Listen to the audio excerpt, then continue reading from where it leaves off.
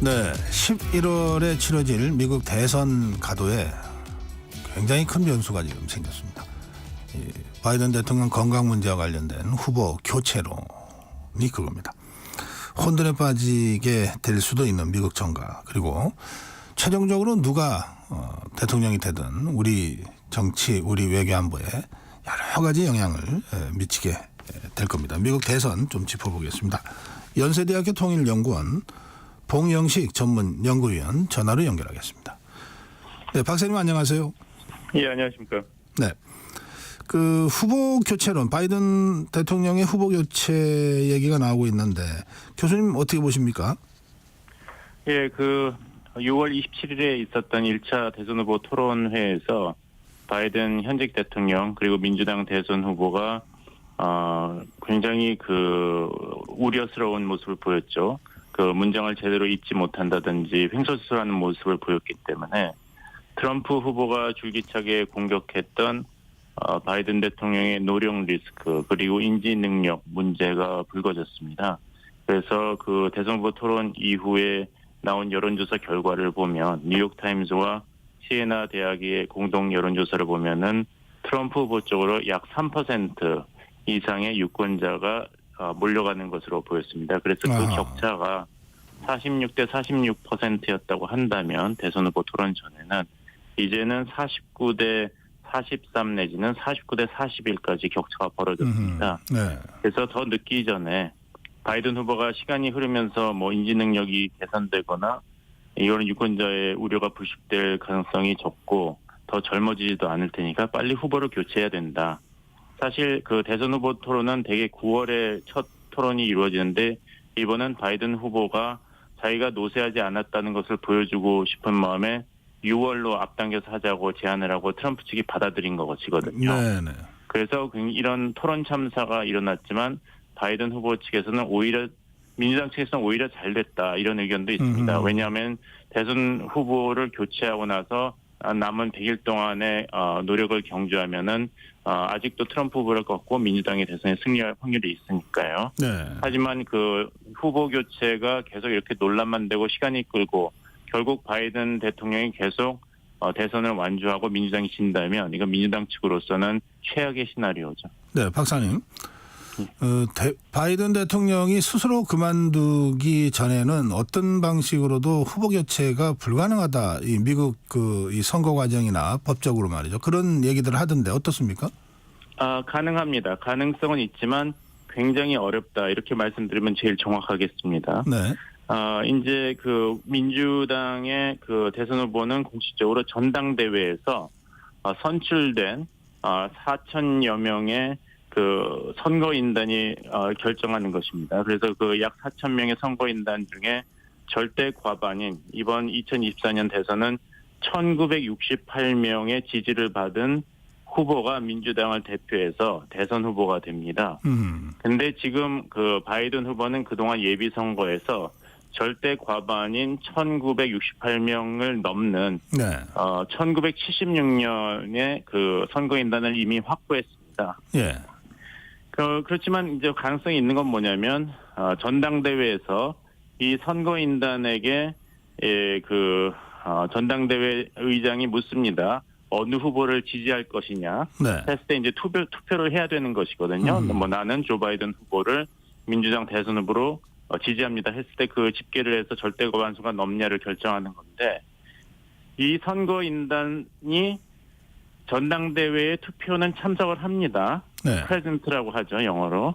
하지만 어느 후보를 지지합니까 했을 때 응답을 하지 않는 것입니다. 이게 가능합니다. 왜냐하면 공화당은 나는 어느 후보를 지지합니다를 명시적으로 확정을 하고 그에 따라서 투표를 하게 당 규약이 결정돼 있는데 민주당에서는 양심에 따라서 당신 주의 유권자들이 어느 후보를 지지했는가를 충실하게 투표에 반영한다고만 돼 있습니다. 그리고 그걸 어겼을 때 페널티도 없습니다. 민주당은. 그러니까 이제 기술적으로 말씀드린다면은 이 선거인단이 투표에는 참여를 하되 어느 후보를 지지한다를 이야기를 안 하는 겁니다. 그러면 과반수 득표 후보가 나올 수가 없겠죠. 그렇게 투표는 되겠네요. 진행이 돼도. 예. 그러면 2차 투표에 들어갑니다. 2차 투표에 들어가면은 그때는 슈퍼 델리기시라 그래서 민주당의 엘리트 지도자들이 700명 정도 되는데 이 사람들은 예비 선거에 참여하지 않고도 전당대회에서의 후보 선출에 투표할 그런 권리가 있습니다. 그래서 700명이 추가돼서 2차 투표를 하는데 여기서 약 그 3,000명 정도의 선거인단을 확보한 후보가 절대 과반수를 확보해서 알겠습니다. 이제 대통령 후보가 되는 것이죠. 예, 뭐 어렵기는 하지만 길이 없는 건 아니다 이런 이제 설명을 해주셨는데. 예, 근데 바이든 후보가 철회한다 그래서 러닝메이트인 카말라 해리스가 자동적으로 대선 후보가 되는 것은 아닙니다. 새로 다시 해야 됩니다. 아, 다시 또 처음부터 해야 돼요? 예, 이렇게 지명하는 거는 소용이 없습니다. 그렇군요. 어쨌든 뭘 하려고 그래도 후보 교체를 하려고 그래도 바이든이 빨리 사퇴를 하고.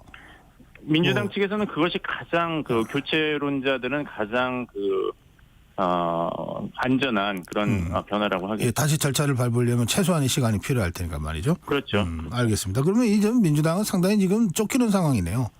그렇죠. 그렇지 않아도 경합주 8개 주에서 위스콘신을 빼놓고는 바이든 후보가 트럼프 후보한테 뒤지고 있다는 그런 여론조사가 계속 나왔지 않습니까? 네. 그래서 이번에 6월 27일 대선에서 승기를 잡아서 이 경선 지역에서 트럼프 후보를 앞선다는 그런 보관이었는데 오히려 이것이 바이든 대통령에게 4년을 더 임기를 맡기는 것은 무리다.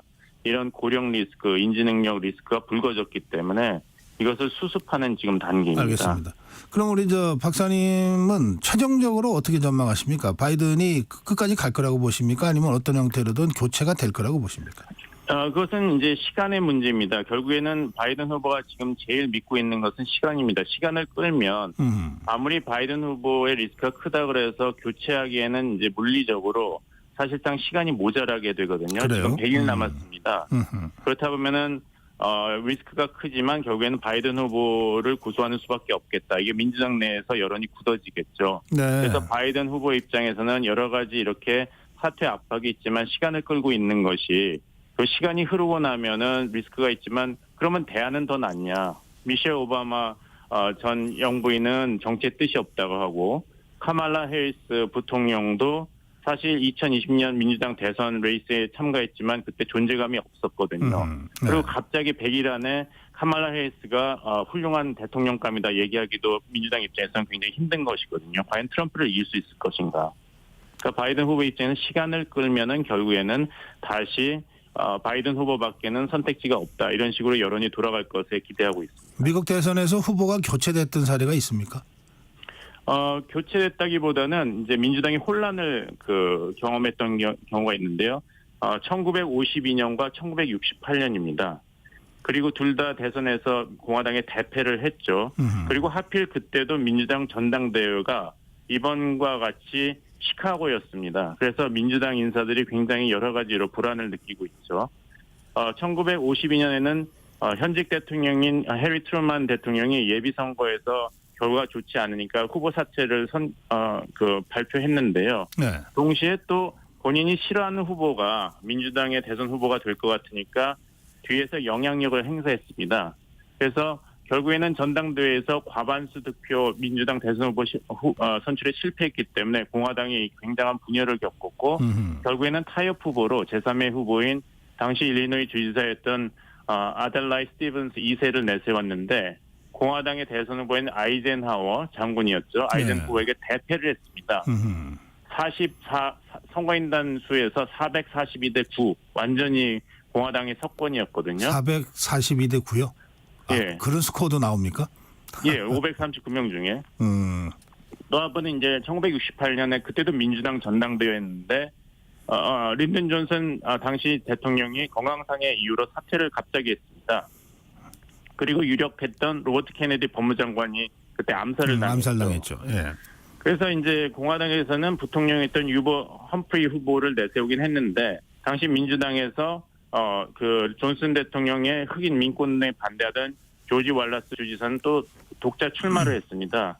그래서 전국 득표에서는 사실 공화당의 리차드 닉슨 후보랑 민주당의 유버 험프리 후보가 거의 비슷했는데 선거인단 수에서는 301대 191에 비해서 차이가 크게 났네요. 공화당 후보가 이겼죠. 그래서 알겠습니다. 민주당은 분열이 됐을 때 항상 대선에 졌습니다. 예. 그런 점들까지 그 민주당 그 지도자들이 다 생각하면서 지금 움직이고 있겠네요.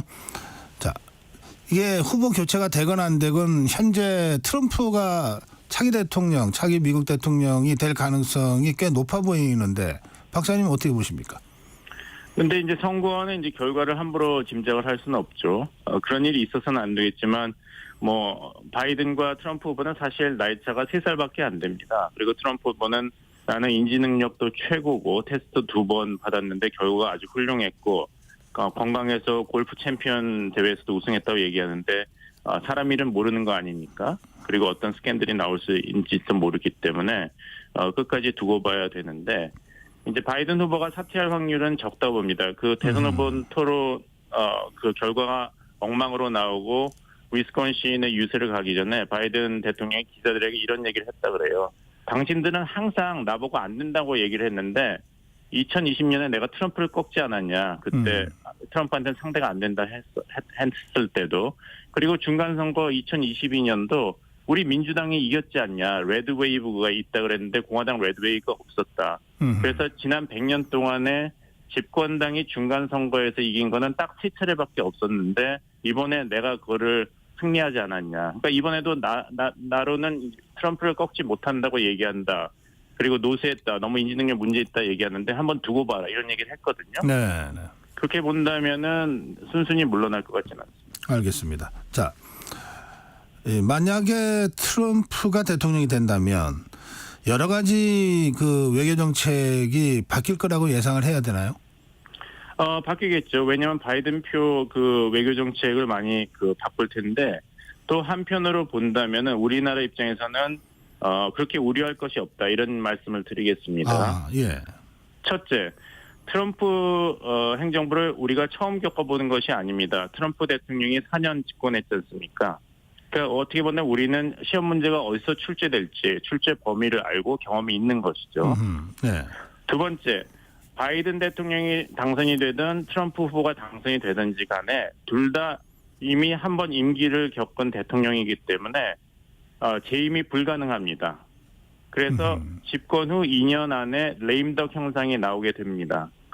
그렇다면 2년 후에는 백악관이 아니라 미국 의회가 외교안보 경제정책에서 강한 영향력을 행사할 것이기 때문에 네. 트럼프가 대통령이 된다고 하더라도 너무 일방적으로 미국의 정책을 좌지우지할 그런 능력은 줄어들 것이다. 의회의 견제가 충분할 것이다. 이렇게 말씀드리겠고 네. 비근한 예가 지미 카터 대통령이 주한미군 철수를 추진했지 않습니까? 박정희 정부 때. 네. 하지만 의회가 개입을 해서 주한미군 철수 그런 정책이 취소가 되었죠. 그렇다면은 우리의 외교는 너무 백악관만 바라볼 것이 아니라 2년 후에는 레임덕 현상이 일어날 것입니다. 왜냐하면 중간선거가 있지 않습니까? 네. 누가 대통령이 되든지 간에. 그러니까 의회에 초점을 맞추는 이런 로비라든지 외교를 구사하는 것이 장기적으로는 한국이 누가 미국 대통령이 다음에 되든지 간에 한미 관계를 긍정적으로 관리하는 데는 좋다 이런 말씀 드리겠습니다. 트럼프가 대통령이 되면 김정은이랑 그 정상회담을 다시 추진할 가능성이 있다 이런 얘기도 나오던데 어떻게 보세요? 뭐 가능성은 열려 있죠. 하지만 지난번에 대선 후보 토론회 때도 바이든이 트럼프를 독재자랑 어울리는 미국 대통령이다. 푸틴이라든지 김정은 이야기를 했는데 별로 트럼프가 거기에 대해서 반응을 하지 않았던 것을 기억하실 것입니다. 그래서 트럼프 대통령이 뭐 김정은 총비서랑 다시 한번 빅딜을 구사할 가능성은 있습니다만 지금 북한이 그 트럼프에게는 그렇게 큰 관심사는 아닙니다.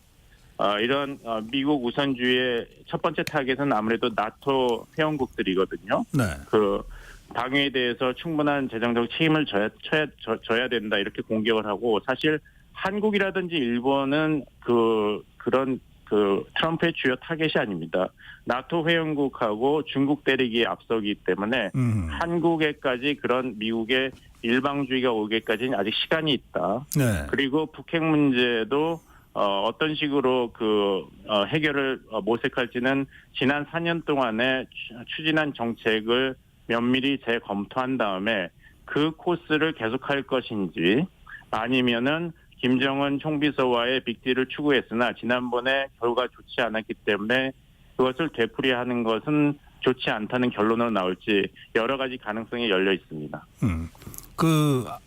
이 한국이나 일본에 대한 미국의 외교정책 변화보다는 나토 쪽이 1차적으로 먼저 그 변화된 미국의 그 외교정책의 대상이 될 거다. 트럼프가 될 경우에 이런 그렇죠. 설명이시죠?